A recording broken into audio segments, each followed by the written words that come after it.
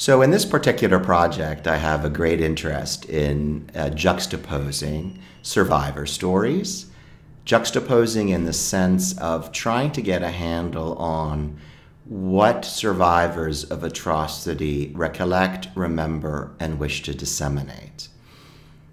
What I'm particularly interested in is taking the richness of those particular stories and seeing how law interacts with them. I became particularly attracted to the topic when I reread some of the iconic work coming out of the Nazi concentration camps by survivors. Authors such as Primo Levi, Ka-Tzetnik, Imre Kertesz, Viktor Frankl. Their body of work, of recollection, and of remembrance is remarkably kaleidoscopic in its emotive depth, plays a cadence on a variety of registers, and fundamentally explores and examines aspects of life in the concentration camps that have not fully infused or informed judicial narratives. Primo Levi, for example, in some of his most powerful work, examines life in what he famously calls the gray zone. And in the gray zone, and in his famous book, Survival in Auschwitz, what Levi does is foreground the daily interactions among the prisoners. His subjects are not the SS, not the overseers of the camps, not the organizers, not the bureaucrats, not the torturers, and not the sadists. His subject matter are the prisoners, their relations among and between each other. For Levi, life in the camps is about the betrayals, the resistance, the compassion, the camaraderie, the support, and the injustices that the prisoners visit upon each other while living within the most squalid and invidious of circumstances, foisted and forced upon them by the Nazi apparatus. Levi goes to great length to document that survival in the camps was a matter of safeguarding your own possessions, your own meager rations, your own meager provisions. Levi goes on about he constantly faced the threat of theft from other prisoners. He reserves his greatest level of disdain for the Sonderkommando, the Kapos, the Prominents. Inmates who were conscripted into, coerced into, cajoled into, but yet at times volunteered and came forward to serve within the administrative apparatus of the camp. For Levi, it is an incomplete rendition and explication of life in the camps to not focus on the reality that victims may come to victimize others. And the ability of literature, history, and biography to deal with the ambiguity of victims as perpetrators and perpetrators as victims, to flesh out the circularity of the human condition under terrible moments, the ability of literature, history, and biography to do so reposes in the fact that these authors do not condemn or denounce. Viktor Frankl, for example, goes well out of his way to emphasize that although every individual has agency, that every individual can control how he or she may respond to even the most coercive of circumstances, decisions to exercise agency in a fashion that may tread upon or oppress others may be worthy of discussion in literary format, may be worthy as central elements of the politics of remembrance, but are not subject matter for condemnation or denunciation. And in fact, it is precisely because there is no obligation to condemn that the accounts of life in atrocious situations by these authors may be so rich and so vivified and so invigorated, both with pain and deception, but also with mercy, resistance, and hope. So the bottom line in this scenario is as follows. Can law accommodate the richness of these narratives? Can justiciability serve a positive form when it comes to victims who victimize? And to me, the central point of this research project is to recognize the salience of these stories to survivors and interrogate law's ability to move forward and actually absorb these rich narratives. There was an attempt in the 1950s in Israel to bring justiciability to these questions and to see the Kapos, namely the Jewish inmates who served as part of the camp structure, as defendants. In 1950, the Israeli Knesset passed the Nazi and Nazi collaborators law. This particular law was put in place so as to address the reality that survival in the Holocaust may not entirely have been the result of pure good fortune, good luck, courage, resistance, or strength, or valor, but that in some instances, survival may be traceable to complicity in the death and torture of others. Several trials were held that involved Kapos.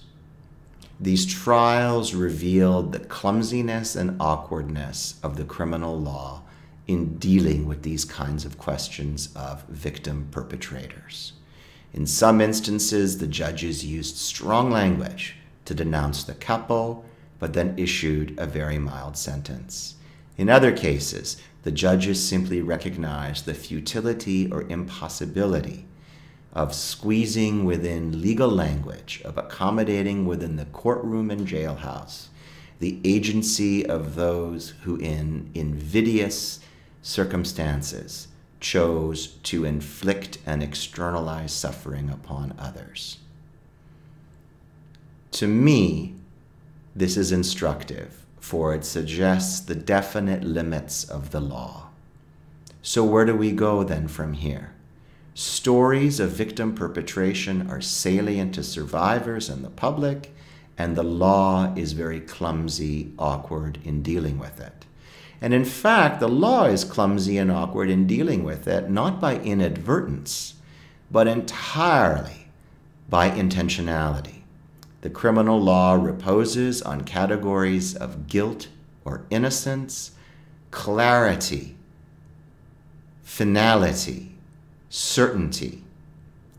Its binary division between the powerful and the powerless animate its very structure and fuel its capacity to deliver outrage and condemnation.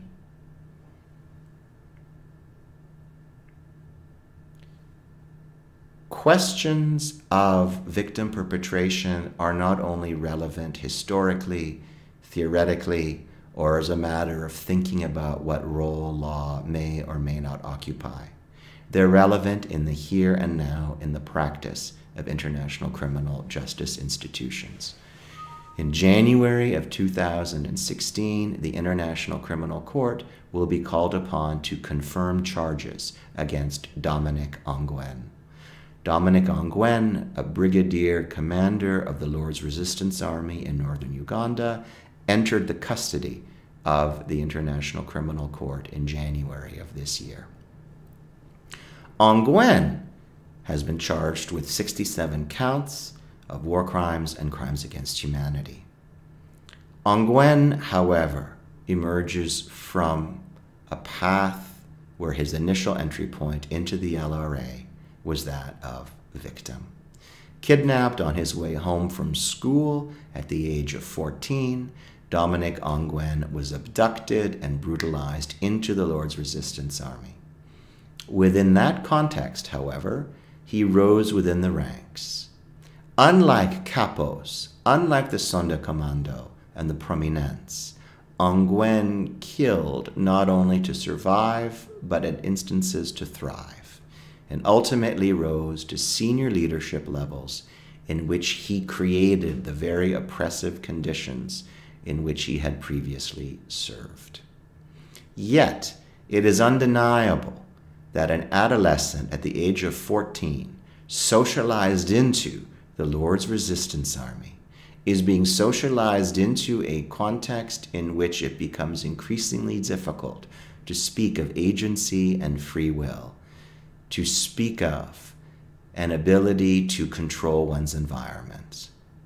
Hence, in many ways, the Ongwen trial will expose the victim-perpetrator circularity that so infuses the writing emerging from the Holocaust and so infuses many on-the-ground accounts in Uganda itself as to how former officials, members, and soldiers within the Lord's Resistance Army should be successfully and durably reintegrated following demobilization.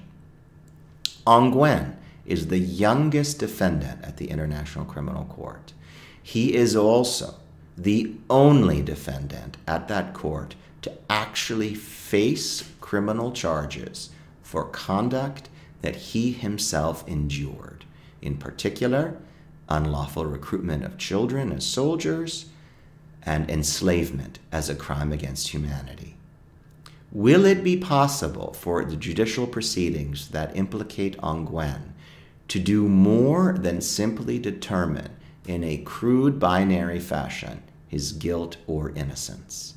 Can these proceedings in any way explicate the complexities of child soldiering, the circularity of victims blending into perpetrators, the reality of the malleability of power within armed groups and armed organizations? On the one hand, the Kapo's trials suggest that this will be a difficult and problematic course to follow. On the other hand, perhaps it may be that the penal framework provides these kinds of apertures. Perhaps there is an ability to achieve and actuate expressive goals, didactic goals, of teaching an audience of what life was like in the LRA for someone who entered as a child victim. But am I optimistic? Not particularly. The game of the trial is that of adversarialism. The game of the trial is that of defense presenting Ongwen's vulnerabilities and the prosecution speaking over those defense presentations in order to emphasize the heinousness of his conduct committed after he had hit the age of 18, the point at which the International Criminal Court achieves and assumes jurisdiction. Still, perhaps then a broader lesson emerges.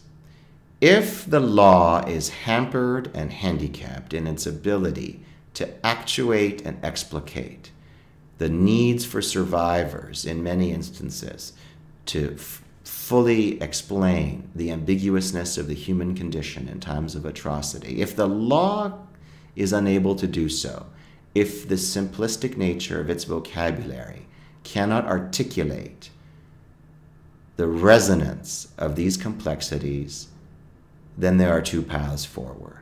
The first path is for the law to try to do better. The second path is for the law to stay away. Law will never stay away in the sense that the outrageous and painful conduct that involves atrocity cries out for condemnation that can best be actuated and achieved through the law. But perhaps what the law can do is step back and try less to assert itself as the iconic and best way in which to authenticate atrocity, deliver a historical record, and promote justice. Perhaps the law can play its role, but in playing the role that it does, become hesitant to squeeze out the kinds of narratives that other disciplines may provide, that other methods of documentation may yield, and that other vocabularies may be able to explain. And fundamentally, what I hope to come out of this project is a level of self-awareness among international lawyers that law may be a path to justice, but not the path to justice. And in many instances, justice hangs in the air of literature and biography, of history and film, and that it is not only the courtroom that may achieve the most compelling description of how, why, and under what conditions and by whom atrocity actually occurs. When Primo Levi discusses that life in the lager is not only one of camaraderie among the oppressed, but of violence among the oppressed, this story is not translatable into the language of law, but it is a crucially important story.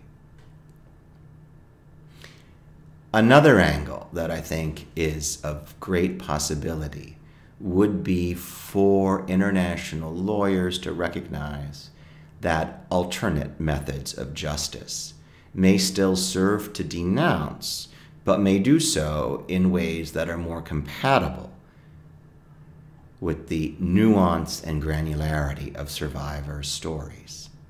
Truth commissions, traditional reintegration ceremonies, modalities of justice that involve social reintegration, ceremony, and ritual may be much more at ease with that which law expresses great unease, namely the fact that in times of crisis, people slip from one position to another and may exhibit great mercy in one instance and great cruelty in others.